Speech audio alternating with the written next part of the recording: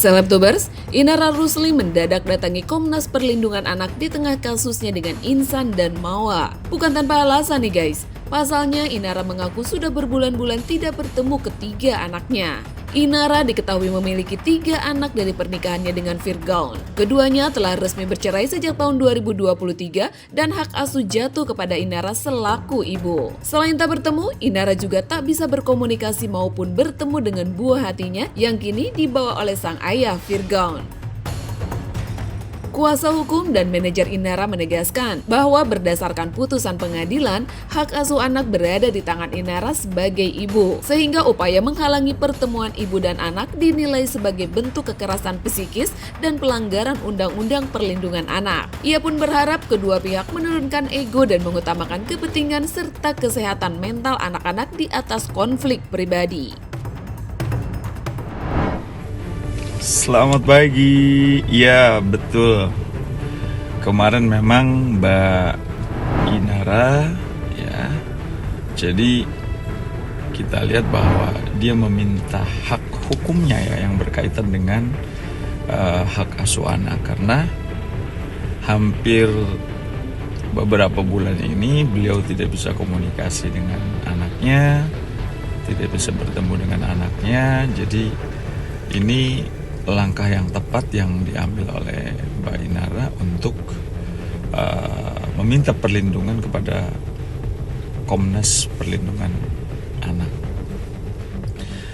Karena siogianya kita tahu bahwa menurut putusan pengadilan yang beliau pegang saat ini, bahwa hak asuh itu ada di tangan beliau sebagai seorang ibu. Jadi tidak ada alasan kepada mantan suaminya Mbak Inara untuk tidak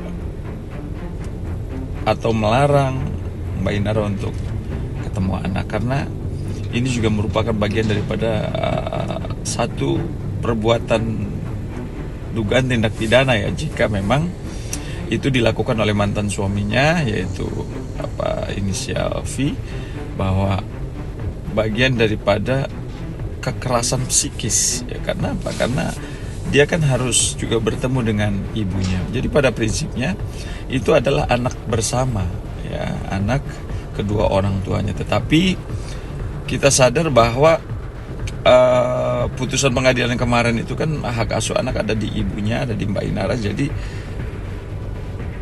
harusnya anak-anak tinggal bersama Mbak Inara.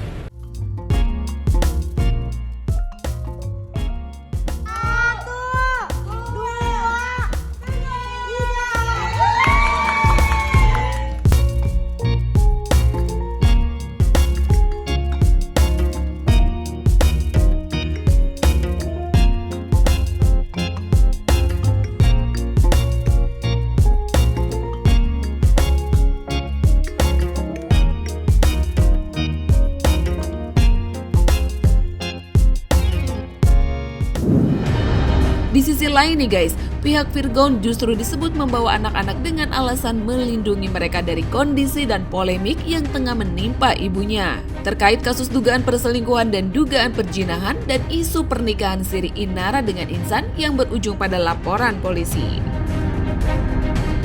Masalahnya mantan suaminya mau ketemu kan bisa aja, selama ini kan tidak ada masalah itu.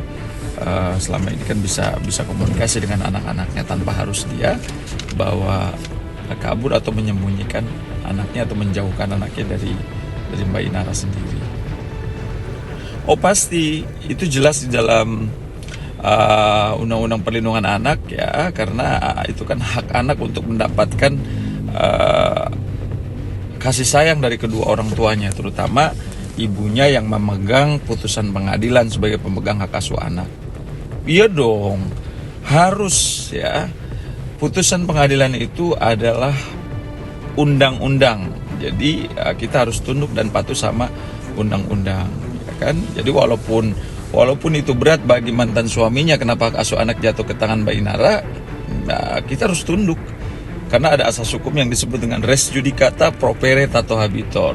Putusan pengadilan itu harus dijalankan walaupun ya itu berat ya diterima oleh kita, tetapi tidak boleh kita bantah. Yes.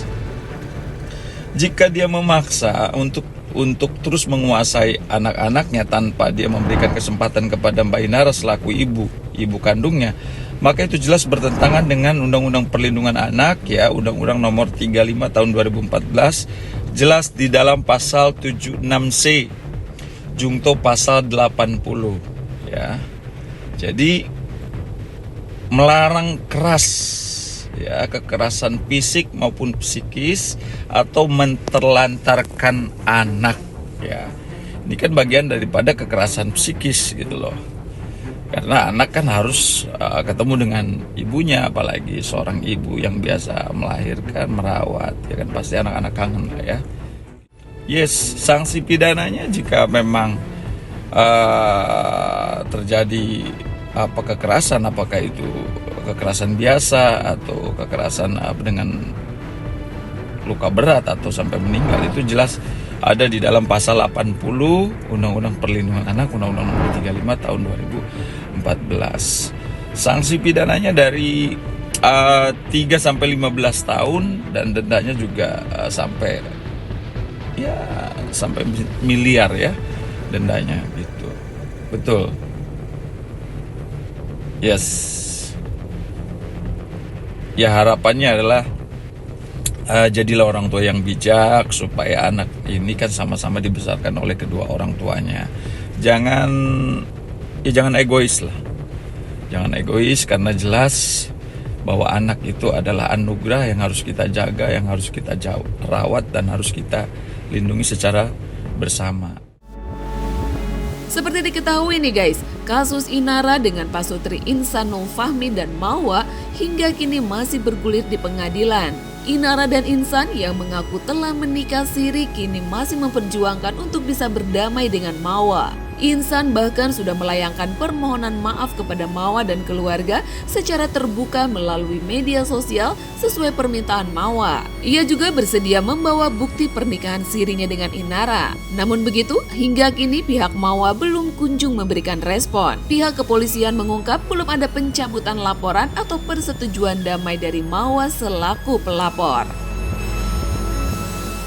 Karena sampai hari ini kan belum ada kejelasan ya, karena kita coba untuk berdamai mengajukan RJ, baik aku dan Insan ke pihak pelapor, saudari M, tapi tidak ada respon yang gimana ya, nggak ada respon berikutnya, nggak ada respon baik gitu. Mencoba lewat apa ya Mbak Ina? Mencoba lewat apa ya? Komunikasi dengan RJ, yang kita bisa lakukan RJ, karena kan ini sudah terlanjur masuk proses hukum ya Mbak. Dan aku sendiri juga terus terang nggak punya kontak saudari M, akun Instagram aku juga di-blok, jadi mau menunjukkan etikat baik untuk berdamai juga bingung lewat siapa, karena selaku suami sahnya sendiri pun Insan dalam hal ini juga tidak mendapatkan respon yang baik, bahkan setiap kali chat ya diposting di sosial media gitu. Jadi kami selaku pihak-pihak internal yang terlibat dalam konflik rumah tangga ini juga bingung gitu, mau menyelesaikan ini secara musyawarah, secara damai itu seperti apa. Meminta maaf secara terbuka depan media untuk Mawa karena dalam lain-lain itu.